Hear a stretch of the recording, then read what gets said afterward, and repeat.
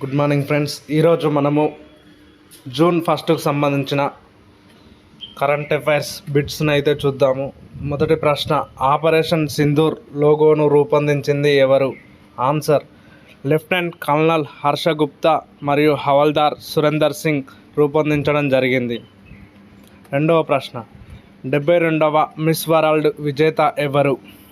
Answer, సుచాతా సువాంగ్. ఈ పోటీలు హైదరాబాదులో జరిగాయి.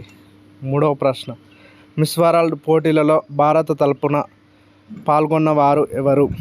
ఆన్సర్, నందిని గుప్తా. ఈమె మిస్ ఇండియా యూనివర్స్గా ఉన్నారు. నాలుగవ ప్రశ్న, భారత త్రిదళాధిపతి ఎవరు? Answer, general Anil Chauhan. ఐదవ ప్రశ్న, షాంగ్రీలా డైలాగ్ ఏ దేశంలో జరుగుతుంది? సింగపూర్లో జరుగుతుంది. ఆరవ ప్రశ్న, దక్షిణ కొరియాలోని గామిలో జరుగుతున్న ఆసియా అథ్లెటిక్స్ ఛాంపియన్షిప్లో భారత్ ఎన్నో స్థానంలో నిలిచింది?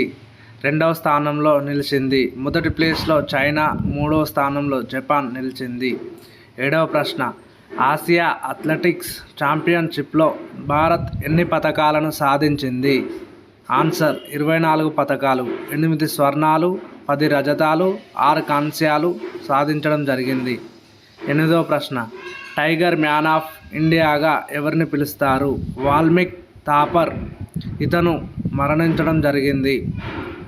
తొమ్మిదవ ప్రశ్న, తెలంగాణ ప్రభుత్వం ప్రారంభించనున్న రాజీవ్ యువ వికాసం పథకం ద్వారా ఎంతమందికి స్వయం ఉపాధిని కల్పించనున్నారు? ఆన్సర్, 5 లక్షల మందికి 6,000 కోట్లతోటి ఉపాధి కల్పించనున్నారు. పదవ ప్రశ్న, పోడు భూముల్లో వ్యవసాయాన్ని అభివృద్ధి చేయడం కోసం తెలంగాణ ప్రభుత్వం ప్రారంభించిన పథకం ఏది? ఇందిరా సౌర గిరిజల వికాసం